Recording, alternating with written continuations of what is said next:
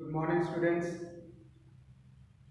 Let us start a new topic today from chapter 2, which is characteristics of chemical reaction.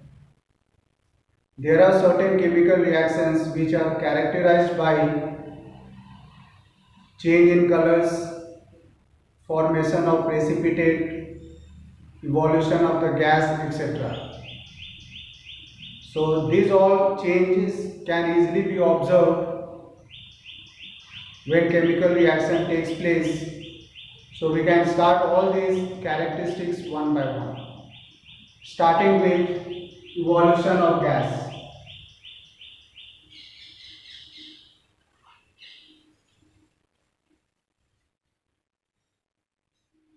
So there are many reactions where you find the gases are evolved and which can easily be noticed, like Zn plus H2SO4. That is when we add zinc to sulfuric acid, we can see the products are zinc sulfate and hydrogen gas. It is this gas that will be evolved during this reaction. And the gas so evolved will be called effervescence.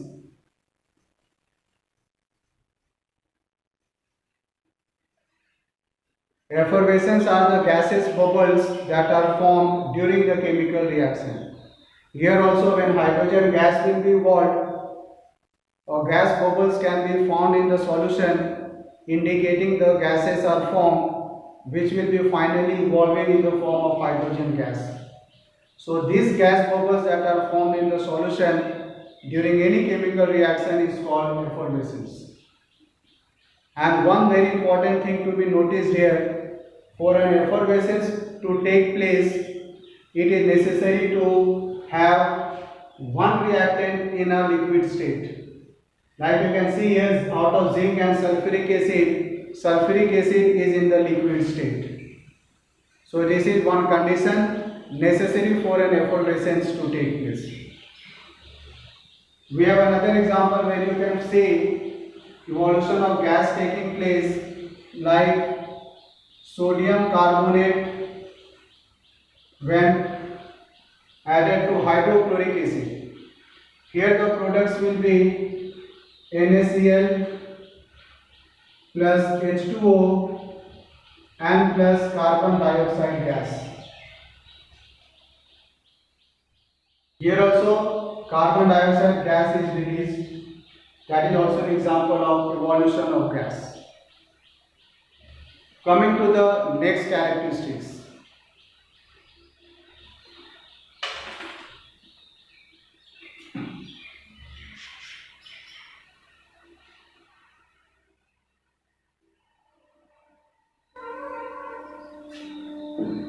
Which is change of color. That is, there are few reactions where you can easily notice there is change in color taking place. So second is change of color.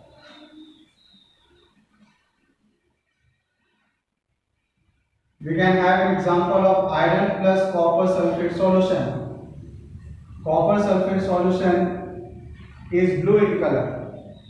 When we add pieces of iron into copper sulfate solution, it is found slowly this blue color solution fades and changes to green color.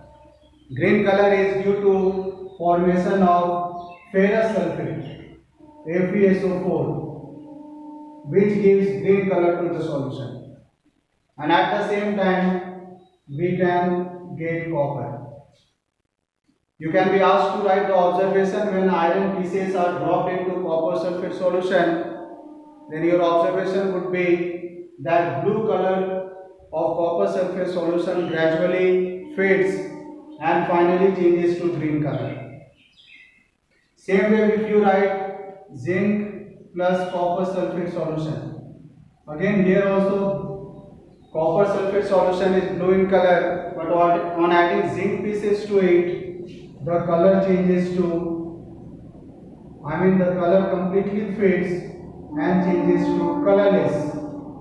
because zinc sulfate solution is colorless solution, and plus copper.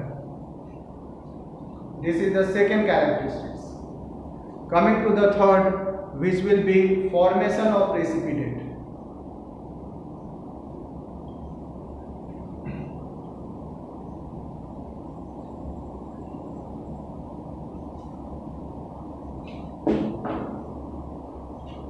Third is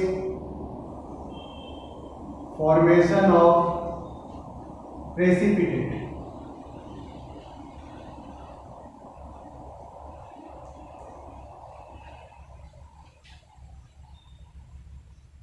We have example like AgNO3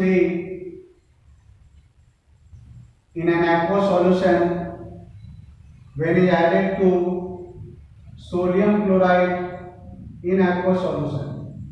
Aqueous solution means when prepared in water, and when these two solutions are mixed together, it is noticed that a precipitate, a white color precipitate is formed.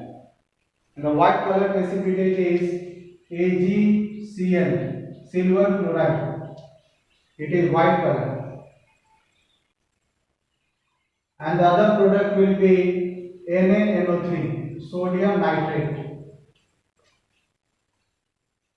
Let us take one more example of ferrous sulfate solution added to sodium hydroxide solution. Here it is noticed that a precipitate or dirty green precipitate of ferrous hydroxide is formed. It is dirty green precipitate.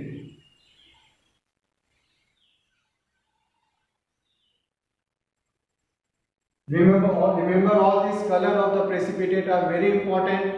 You can be asked to write the observation. You have to write the color of this precipitate then.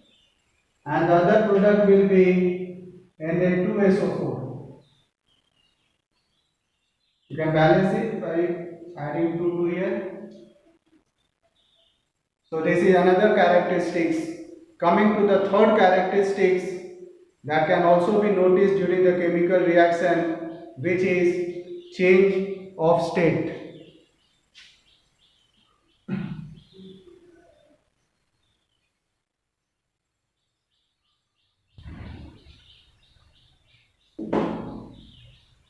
Fourth one is change of state.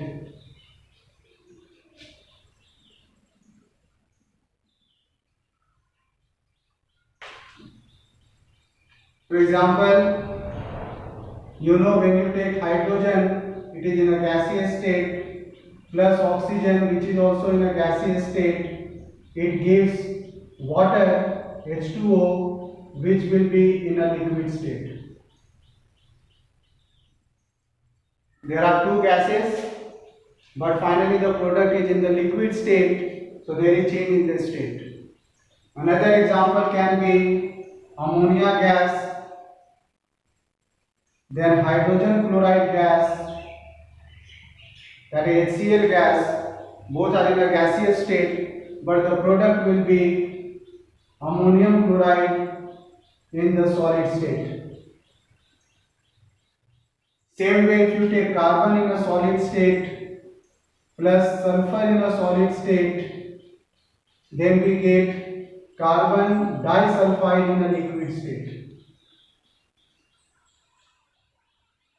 So these are the four characteristics that we can observe or we can notice whenever any chemical reaction takes place. And most of the chemical reactions will have all these characteristics. Your homework will be to learn these characteristics. Thank you.